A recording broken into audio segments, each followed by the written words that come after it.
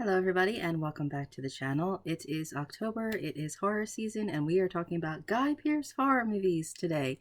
Obviously, if you have followed my Twitter at Therefore Review, you know that I have been going through a Guy Pearce career rewatch. I have been talking about him for a very long time, been a fan for a very long time, and I've done some other videos and podcasts and some other guest appearances, so I'll link to some of that information below.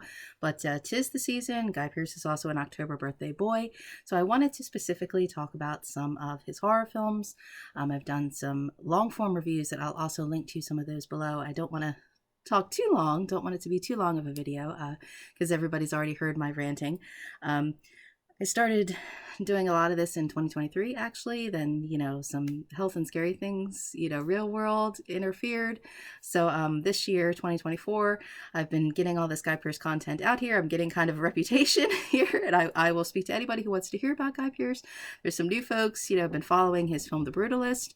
I've done some other video reviews as well that you could find here on YouTube. So I wanted to dive in, talk about some of his horror films because I think that a few of them are flawed. We'll get into it, but I also think that they are worth your time, worth your Halloween viewing. So I've got my little pile here. It's not a very big pile compared to my giant shelves. Oh, some fun things. I did actually get this one, little thrift store, 99 cents. This was actually one of the first films that I got on DVD. Actually, Count of Monte Cristo. I really love this one. I talked about this one on a podcast with Zeta Short, actually, with the Women in Session. But this actually, if you could see, it says that it is a demo tape. So, and it's funny, it's got these little directions to squeeze and pull the tape out. So for $1 collectible piece, I thought, yes, this earned a space on my shelf. And I did actually also get The Convert on DVD. This came out in the summer. It had done the festival fall circuits last year. And I did a video review for this on the J Days YouTube channel. I'll link that as well. And I was very excited, hoping that this would come out on DVD, and it has, and I got my copy, so yay that. There's actually one film here on my list that I'm going to talk about that I don't have the DVD. It actually hasn't been released on DVD in the US, which is disappointing. And in my Guy Pearce career rewatch, I've been going through some lists every month where I've linked to some of the other podcasts and long form reviews and all that I've done. So I do actually also have just a Guy Pearce horror and sci-fi list at my blog, I think Therefore I Reviews. You can also go back and follow along with that. But I guess we're going to start out with some of the bad things and work our way to the good things, because The Seventh Day here, not a good movie. I actually wrote about this at length, one of my much more negative reviews that I usually write. But this film built itself as Training Day meets The Exorcist. So it gave itself big shoes to fill, and then it doesn't fill those shoes. And any wise horror viewer who'll be watching this movie clearly can see what's what in the movie from the very beginning of the movie. It opens with a very well done Keith David. There's another, who's the other person in here? Oh gosh, now I can't think of his name. There's another person, Stephen Lang. They each only have one scene, and you're like, okay, give me more of these, this whole army of exorcist priests. Like, okay, they only have one scene each, unfortunately. It opens up with a, past exorcism, and then moves up to today where, obviously, not by the book, elder priest Guy Pearce is now educating this rookie priest who's just had like this training course in how to be an exorcist or something, and the film is just very, very obvious for what it is, and it falls prey to stupid scenes that are just horror for the sake of it, chills, and it's like you didn't expect the audience to figure this out, and then you want to pull the rug out from under the audience. So it's definitely a flawed film. The irony of this is I do own it. And I've watched this a couple more times. The more you watch it, once you're completely aware of it going into it, you can actually kind of have fun with it. I mean, it's still entertaining in its badness. I mean, if you go into the movie supposing to be surprised that, like, it's Guy Pearce being like a priest wearing black eyeliner, like, hello. But if you go into it as he's just messing with this rookie priest the entire time, you can have a lot of fun. Like you look at the film like from that perspective and you're like, he sends him in to go deal with like the boy who's potentially possessed while he sits out in the waiting room and reads a highlights magazine. So there ends up being some fun moments once you're aware of what the movie's supposed to be saying and can kind of have fun and laughing at it. But this film, it's not the worst exorcism movie that I've seen, but it definitely has some flaws about maybe, and I don't know if it was a small production or same writer and director where he just said, what if you had done this instead of that? It would have made this movie really good. But it's definitely a flawed film, and I have written about it in detail, all the bad things in detail. Sunrise is the film that's not available on DVD in the US. I think it has had some other international distribution, but I wrote about that one at InSessionFilm.com. Actually, I'm looking here right at now. And, it's also available now on Tubi, actually. And the cover is, an upside down red cross and sunrise, and it's supposed to be like this vampire movie. And it's just too many movies in one. And when I wrote my review, I took a very long time. I wrote about, a lot of things in detail. And our editor, Dave, actually told me I was over the new release word limit, but it was good stuff. He was going to publish it anyway, as is. And I said, oh, that's so great. That's so wonderful, because there's just too many things happening in this movie. There's this legend about this red coat, this kind of evil spirit in the forest that the people fear, and that he kind of resurrects this former sheriff like Alex Pettifer, but it's like 10 years later. And Alex Pettifer is kind of a vampire, and he's kind of helping this new Asian family that's being persecuted by, the a-hole jerk leader of the town, Guy Pearce. But then you also have, Guy Pearce being evil and persecuting all these immigrants, and his mother, forgive me, I'll get her name wrong, the Irish accents, the Owen Lafleur, please forgive me. She only has a couple scenes, and they're actually really, really excellent. So you've got this folklore legend, you've got this vampire stuff, but then you also have this real world hatred and violence, and the film tries to do all of them. And you look at this like, I don't like to say these things when I see movies, but it's like, maybe this could have been a TV show. Like, we could have stayed in this small town with all these real world and horror things happening. And instead, you're in a 90-minute movie that's kind of rushed, and you kind of wonder what anything about vampires or sunrise actually has anything to do with anything. And it's really a shame, because the performances in this are actually very good. There's a lot of nuggets of high concept kind of things but I feel like it should have been one or the other. We should have had, this redcoat vampire folklore that makes this new sheriff vengeance, and that he gets to come back and go after, the evil, snotty people in the town.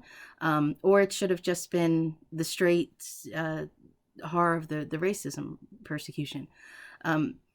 Because there's just not enough time to get each of these characters. And, Guy Pearce has talked a lot with virtual interviews and podcasts and everything that he's done, where he's talked about lots of other films and performances that he's done, but he actually didn't do the virtual press for this movie when it came out, when it was digitally released.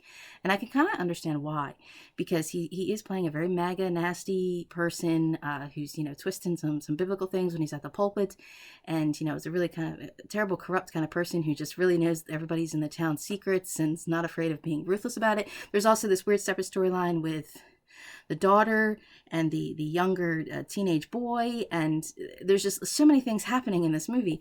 And I think that Guy Pearce said all that he wanted to say in this performance. It's very good.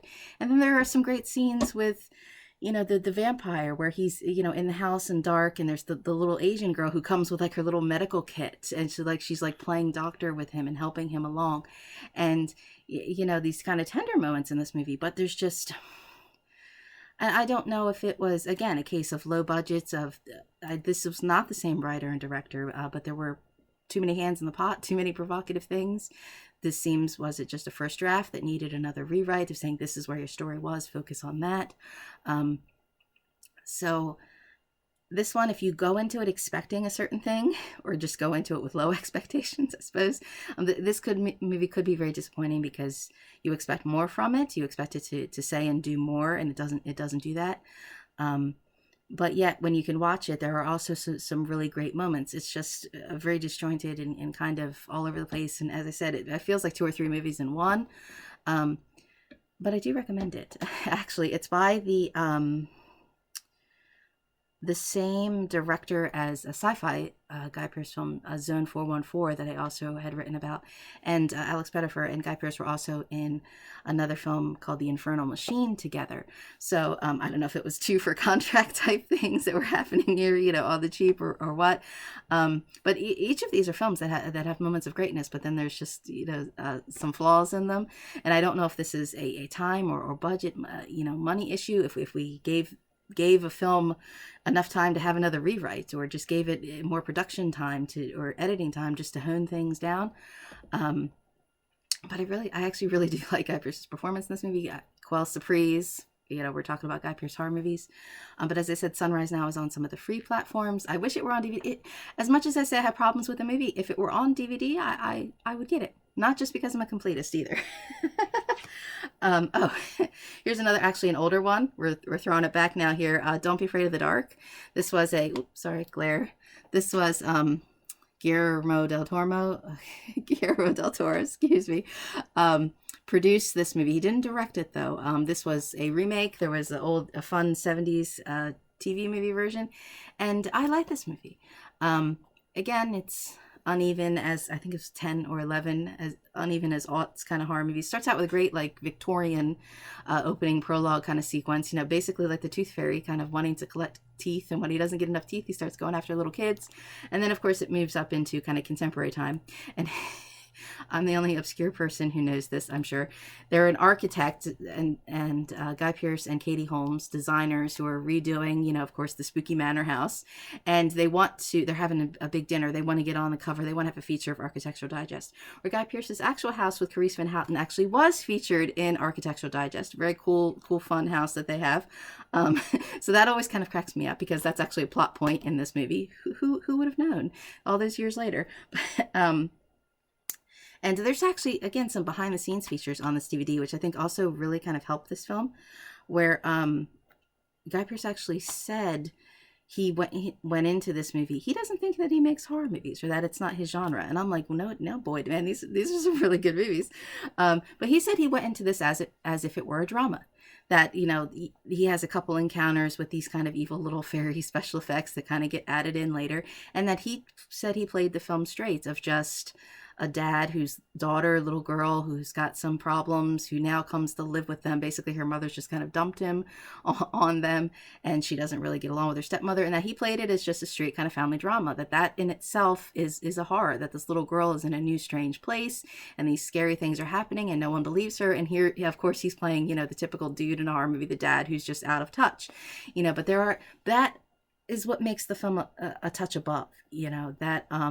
Because it could just have boiled down to, yes, they're battling, little scary, evil, little tooth fairy things with little spears, spiking at them through the grates and the walls. But there's just some really extra tender moments here in the cast. It's well acted, and you don't see the little fairies immediately. They're actually pretty far into the movie. I wish maybe they had been a little further into the movie, or that maybe there should have been a question of, is this real or is this in her mind?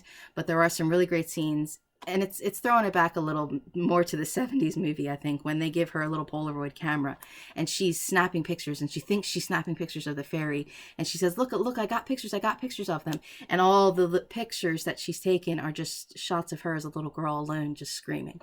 And this very tender of, yes, we know they're real because we're the viewer, we're following it, but all this evidence is pointing to her, that they have a psychologist come in and want to give her medication and everything. And then, of course, they have to, really battle out with the little little creatures at the end. So I do think this is a good one, that this one is very entertaining, because I wouldn't say that, I don't really care for that phrase anyway, elevated horror. But I do think that the performances, name people in this movie that do kind of raise which could be straightforward silly, but that I think elevate this to being a good entertaining movie. Some of the horror and the aughts, I'm not so sure, but I enjoy this one a lot. See, we're getting to the good ones now, I suppose. And as I said, on my list, I also wrote some other sci-fi things, The Time Machine in there. I don't know. I wrote about Prometheus. I think I spoke about Prometheus on a podcast elsewhere, but Ravenous. I love this one. Anytime somebody asks me, is there some weird horror movie that people haven't seen that they should see? My answer is Ravenous. This is the Blu-ray edition. I also have DVD. I don't think I have this one on VHS. I didn't first see this when this actually came out in 99 either. I saw it a couple years kind of after, and I thought, what the heck did I just watch? This movie's very weird. This movie had a lot of behind the scenes problems, and some of that really shows on camera, just for production value. I mean, you can see like fake snow, where the snow line kind of stops in the movie, or where just some of it is edited weird, where they had one director that was fired, then another director was brought in, the cast kind of mutinied against the director, and then they brought in Antonio Bird. And so it's amazing, knowing the production problems, it's amazing that this film is as awesome as it is. The soundtrack is absolutely not anything that you would expect. There are some really dark and demented kind of questions. Obviously, this is about cannibalism out in like the 1840s. It's sort of this island of misfit toys, kind of rebel kind of fort, where all the kind of weird people get sent out. David Arquette is out there like he's into all like the Native American like patooey, like pot smoking and everything. And there seems to be implications about some of these soldiers here. There's only one woman in the movie, so when she sees what's going on, she's like, nope, and she just kind of pieces out. That's fine.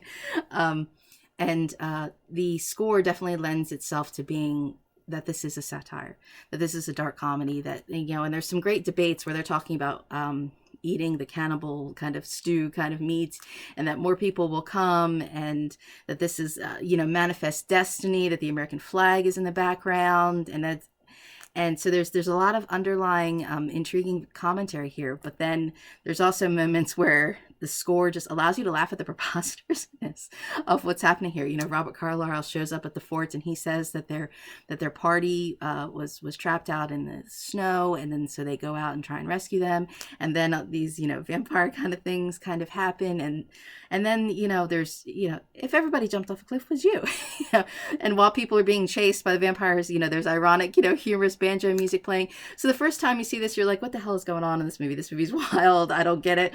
And the more I watched it, the more I just, every time I see this movie, I fall in love with it. It's not one that I watch very often. And every time I do watch it, I think, why do I not watch this movie very often? Because there's just so many things to see in it. It's so detailed. This nature of cannibalism, I'm not, okay, this may sound strange. I don't want to interview Guy Pearce. There's a lot of folks who go from being critics to be influencers, interviewers, reviewers, whatever, and get into, a lot of the virtual press and everything. I'm not interested in doing that, but I have always had one question that I would have asked Guy Pearce, which would be, why would a vegetarian sign on to be in a movie about cannibalism? And he has spoken that this was actually his worst movie making experience because of all the behind the scenes problems. And I thought, well, sure, you had to spit out all the beef that you were eating or something anyway. That couldn't have helped either. And then after a while, I kind of realized and thought about it, of that this was probably the most wild, wacky, far out script that was the complete opposite end of the spectrum from LA Confidential. So he probably just had some real awesome things where everybody wanted him to do something exactly like LA Confidential, and he probably went, what's this weird script? I'm going to do this one instead. So this is one that I think just has a lot of repeat giving value. There's so much symbolism with the cannibalism. I did not know what the word homoerotic was up until I saw 300, and I thought, that's what Ravenous is. There's a lot of also, yes, homosexual kind of undercurrents in this film.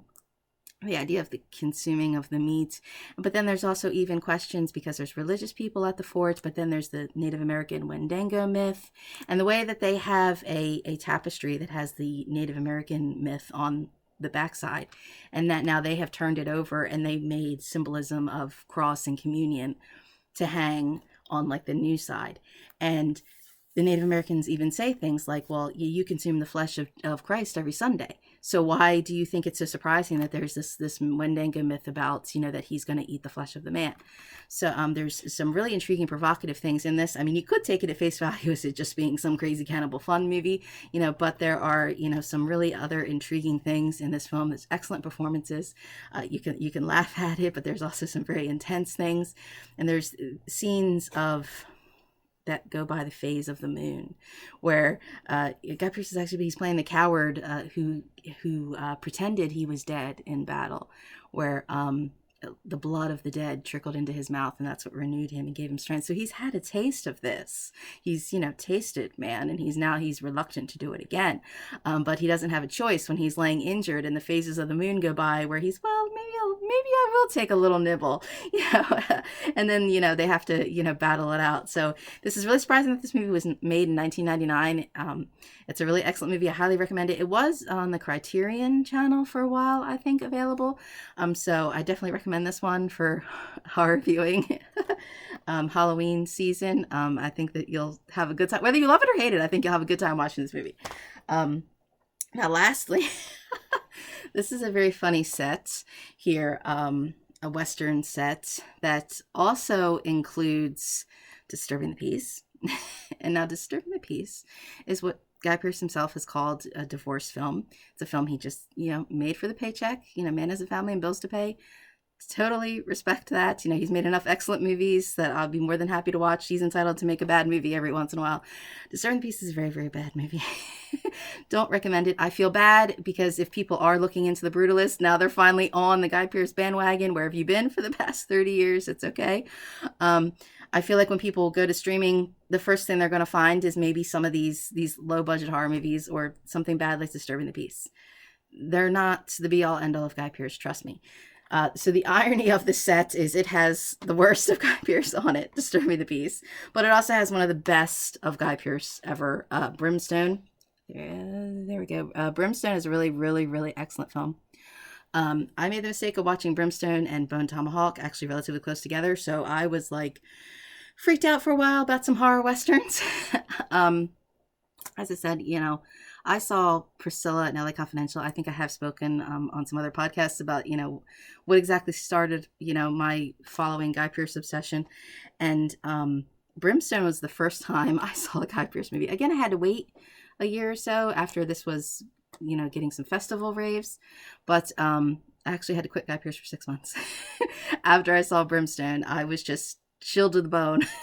When I saw this movie, I thought, I don't know if I can ever look at Guy Pearce the same way again. I think this is the most demented, darkest, twisted performance that he has ever done. And, I've also written some, now everybody's talking about that he's going to finally get some acclaim for The Brutalist. I hope so. But he should have long already had acclaim. I think he already should have won for Memento. You could put that on my tombstone. The Proposition deserved acclaim. The Rover, I think he should have earned a Best Supporting Actor nomination for Brimstone. It's a supernatural Western. Again, the sequences are out of order. And it's very dark and disturbing. I think a lot of actors would not have taken this role.